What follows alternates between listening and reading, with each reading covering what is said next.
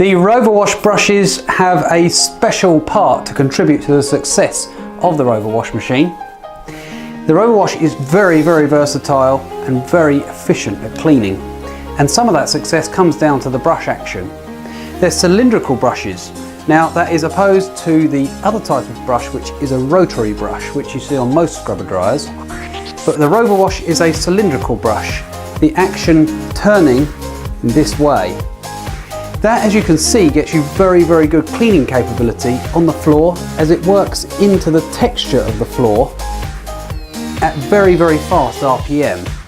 The RovaWash brushes spin at approximately 1100 RPM, which is considerably faster than most other machines anywhere on the market.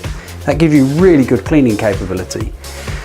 That means you can clean on hard floors, such as tiled surfaces, non-slip flooring and stonework, even concrete.